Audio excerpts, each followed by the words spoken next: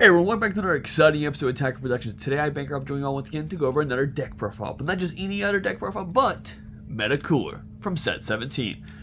Like always, there's buttons down below. Feel free to click with there for a reason. But let's get into today's profile. So, as I mentioned in my matchup, I think it popped up a couple days ago. I built this in the idea that I didn't think anyone was building this from our locals. And so I wanted to give it a shot. I wasn't really expecting a lot from it. I was like, okay, it's Meta-Cooler. You just spam tokens. They're going to get blown up or something. But overall, it felt pretty solid, and I actually did like playing it. And it just went very wide very quickly. So if you're not familiar with the leader, the way this leader works is that when this card is played in your leader area, you get to play a field card. We'll go over that a bit later. So, Auto Burst 2. Add one card from your life to your hand. When this card attacks, play up to one infinite multiplication Meta-Cooler from your deck, then shuffle your deck afterwards. So it plays an active mode, which is pretty cool. So that way on turn 1, you're getting 2 attacks without having to expend any energy, which is pretty nice. You awaken when your life's 4 or less, and you may draw 1 and then play up to one infinite multiplication cooler from your drop area, then flip this card over. Keep in mind, just be safe, combo off one cooler in case you're not seeing it in the bursting, just so you know there's one there. Once you've awakened, when there's 20 or more infinite multiplication coolers in your energy, battle area, or drop area, this card gets plus 5,000 power. So this permanent got me, I like to make the archetype decks. I like to do those very up front, as soon as possible, just kind of get the feel of the deck and what it wants to do, and then from there kind of give it my own spin and tweak. This permanent really threw me off, and it made me go like 3 different routes on making this deck before I can actually make this deck. Because green has a lot of good green staples, but the problem is that if you want to maximize this ability, you have to play, in my honest opinion, 26 to 30 Meta-Coolers, which is almost half the deck. Now you could play a full-on 60-card deck with a lot of good burst effects, because the field card, like, so we'll go over that later, also burst cards as well. But I don't want to do that, and I don't want to rely on this permanent and then having to risk my deck space. So I actually only played like I think it's 16 Meta-Coolers, because this deck's able to pull them so quickly for me. And I felt like that was fine. Like, I'm not trying to go for the permanent here, and I'm not playing the 3-drop Frieza Unison, which you could play for free technically if you have 3 active Meta-Coolers, because you can just tap the Meta-Coolers for energy, which is pretty cool. So, I don't know. In my opinion, it felt like a trap. I tried going that route, and I just didn't like it. The auto here, though, is when the card attacks, you draw 1, then you play up to 1 infinite multiplication Meta-Cooler from your deck, then shuffle your deck afterwards. So you may think, like, oh, 16, you may burst as good as in your hand. We have ways of putting those back in my deck, which is pretty nice. I do play a certain super combo, which allows you to put cards back in your deck. That way I'm always guaranteeing this. And then when I go over my Unison, you'll see I have a Unison that also puts them back in my deck as well, which is pretty nice. So that's the leader. Like I said, the leader will end up playing the field card, which is pretty nice. I mean, it's one less card in your deck to worry about, because it immediately comes out to play. So it's treated as the big Getty Star in all areas. Activate main, burst 1, tap 1 energy, switch this card to rest mode, look up the top 3 cards of your deck, play 1 infinite multiplication Meta-Cooler among them, and then place your main cards at the bottom of your deck. Like I said, I play 16 of these cards, so I really don't use activate main that often. And most times, I just rely on using the bottom activate main if I need to use it. So it's just kind of like if I had the option for it, there we go, I can use that effect, which is 1 green, 1 yellow, and 2 whatever. You place 1 Meta-Cooler core from your hand under this card, then you play up to 1 Meta-Cooler core from your deck or drop area on top of this card, then you shuffle your deck if you look through it. So that way, just kind of get you a card out on the board for 4 energy, which is pretty nice. And I'll go over the Meta-Cooler core I play, and the reason why I played that one instead of the old school 7-drop one, which I did think about playing that one, but ultimately I got cut when trying to make my final run this deck. And keep in mind, this is just my first attempt at making this deck. I feel like it was pretty solid. So let's get to the actual engine itself. It's Meta-Cooler. So 4, 8, well, that's fine. 11 green, and 5 yellow because they were shinies. These holos for Meta-Coolers look so dope. I just had to maximize it, and it's okay. The thing about this is that I cannot charge the yellow ones, which is fine. So typically the yellow ones are the first ones I pull using the leader's effect. That way I'm just pulling them out of my decks that are not there anymore, and that way I can just focus on what I draw from that point on. And what's really good with this deck I've been going over really is that pulling the cards from your deck, from the leader effect, and then from a 1-drop I'm going to show off next, it just allows you to thin the deck out, which is really great. That way you're drawing cards you need to draw when you want to draw them. Speaking of the 1-drop, it is Meta-Cooler Multiplying Threat. So what's great about this card is that for 1 energy, so this is typically your turn 1 play. You add 1 card from your life to your hand. When this card attacks, look up top 5 cards of your deck. Play up to 1 infinite multiplication Meta-Cooler among them in rest mode, and jump your deck afterwards. You look through it, and this card gets a plus 10,000 power. Sorry, not if you look through it. You do obviously look through it, but it gets a 10,000 power. So on turn 1, if you go second, you're getting a Swing on the Leader, which plays a 15k battle card. You swing that 15k battle card. You pay 1 to play this card. You swing with this one. You take another life, go down to 6. You potentially play another one in rest mode, and he's also a 15k battle swing. So on turn 1, you're potentially getting 3 swings. And then going into your second turn, if your opponent doesn't take care of your board or has a good defensive measure, they're potentially looking at the leader, the 1-drop, the 2 cores you already played prior, then the next one, this one plays, and if you happen to get the swing off this one as well, the one that one plays will be in rest mode, and it just allows you to mass that board very quickly. So once you have a Meta-Cooler on board, which it has to be, actually I'll just play the card first.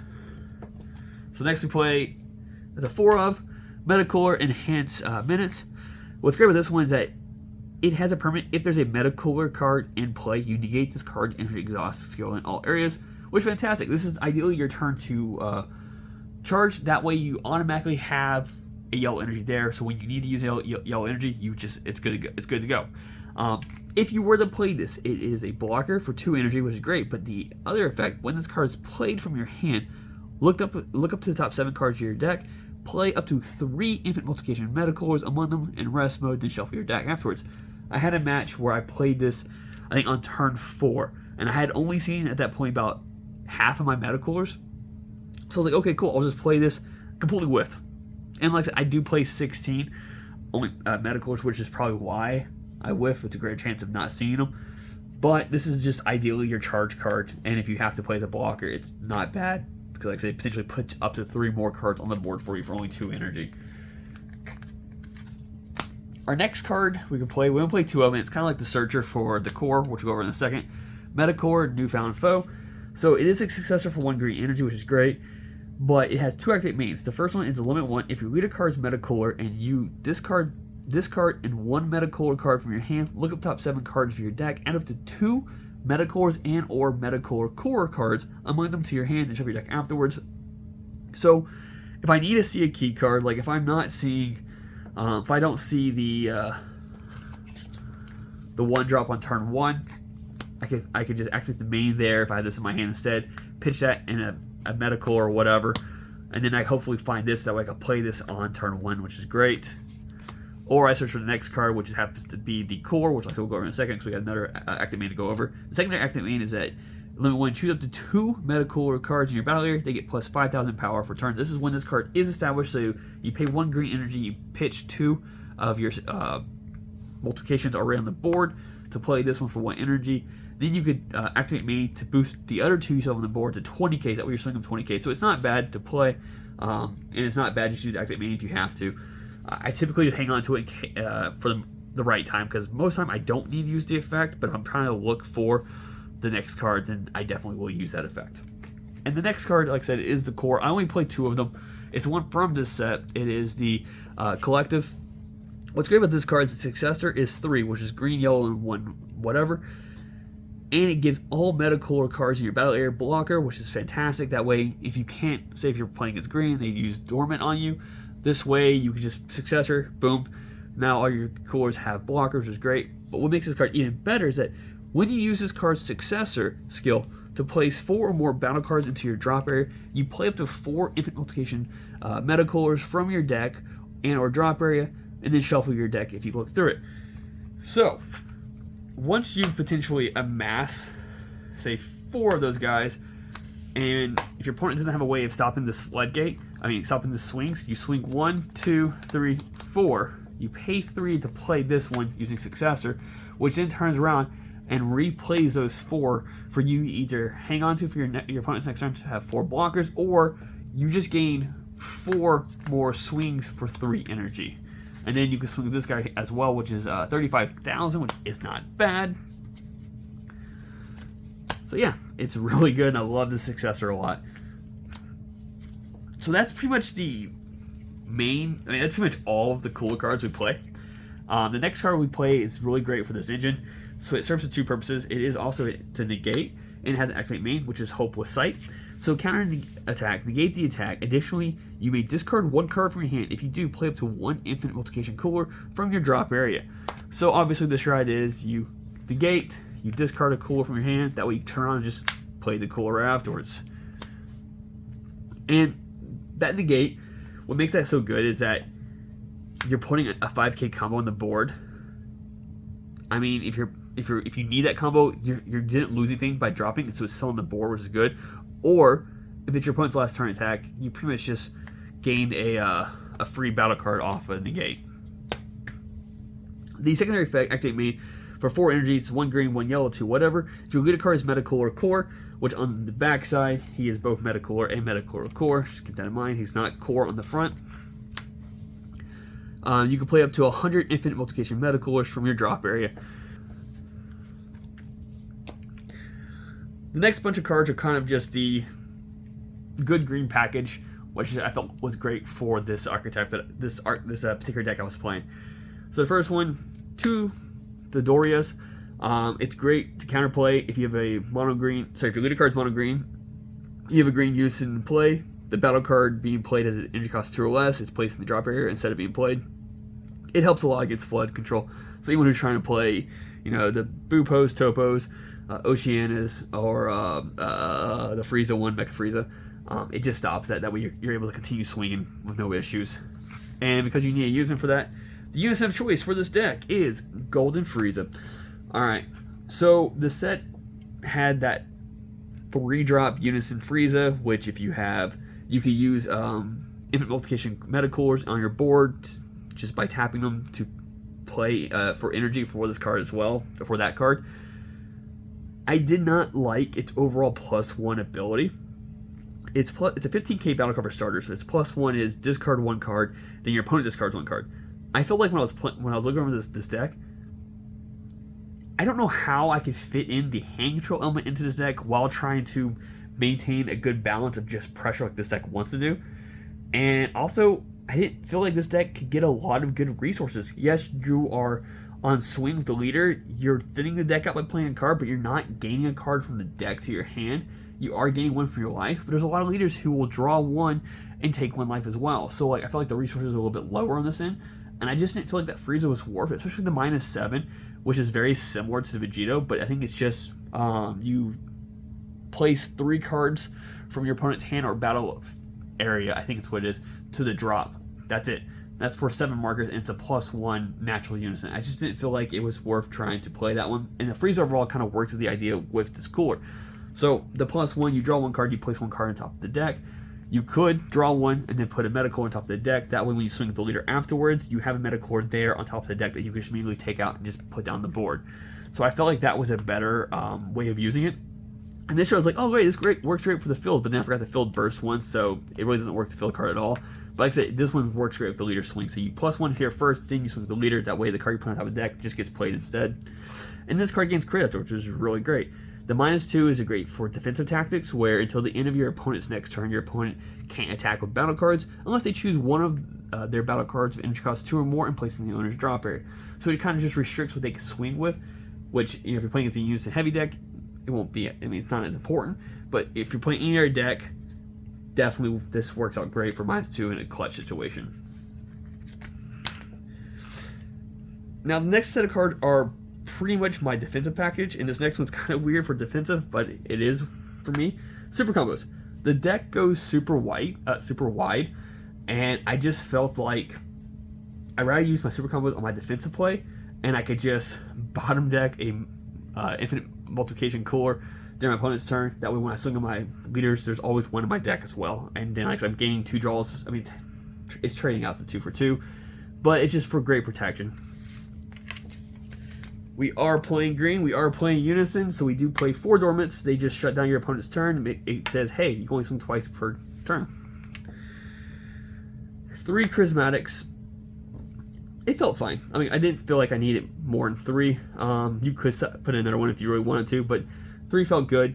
You're going wide enough, and a lot of times your opponent's going for your battle cards. So when your opponent plays a key card, just kind of drop a charismatic. That way you kind of just pop that one.